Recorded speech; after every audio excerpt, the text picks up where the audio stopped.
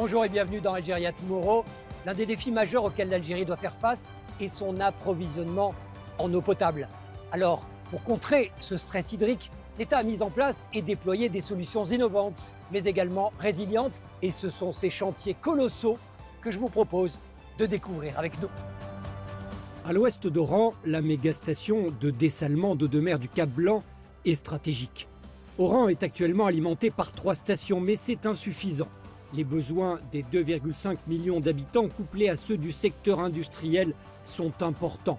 D'où l'ambitieux projet du Cap Blanc. Il sécurisera l'alimentation en eau potable d'Oran et renforcera les ressources hydriques d'autres wilayas de l'Ouest. Le chantier a été réalisé en fast track. L'infrastructure sera opérationnelle en décembre 2024, soit 25 mois à peine après le premier coup de pioche. Nous avons déjà anticipé la sécheresse avec le premier programme en mettant en œuvre 14 stations qui produisent 2,2 millions de mètres cubes jour à 18% de l'eau potable pour les citoyens. D'ici 2050, le Sahel, dont l'Algérie fait partie, va perdre 20% de sa pluviométrie. Donc nous anticipons ce futur proche en élaborant un programme complémentaire qui va faire élever nos capacités de participation d'eau dessalée dans l'eau potable de 18% à 42%.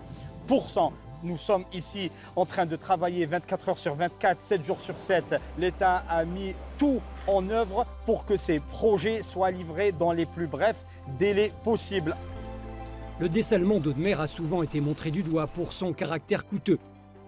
L'Algérie entend en réduire l'impact réputé énergivore sur l'environnement.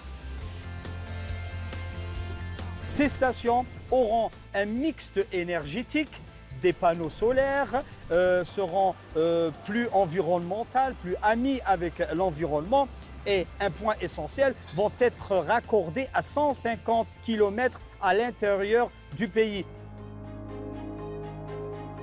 D'autres projets de ce type ont déjà vu le jour.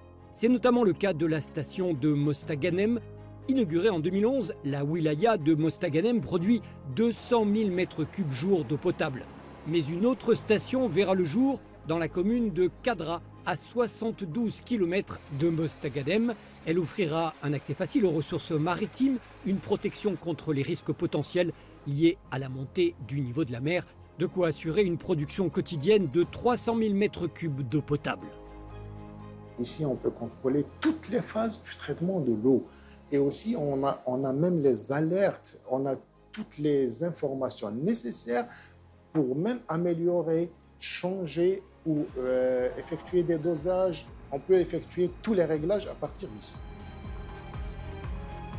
Une fois injectée dans le réseau national d'eau potable, elle est aussi analysée au moins 2 ou 3 fois par jour. Ici, on voit une eau dont les paramètres répondent aux normes algériennes qui elles-mêmes répondent aux normes de l'OMS. Mais la désalinisation seule ne peut produire toute l'eau potable dont l'Algérie a besoin.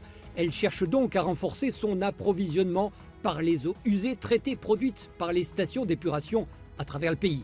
De quoi permettre leur réutilisation à des fins d'irrigation agricole, comme ici à Médéa, à 90 km au sud-ouest de la capitale Alger, où une exploitation d'arboriculture fruitière est irriguée grâce à la réutilisation des eaux épurées de la station.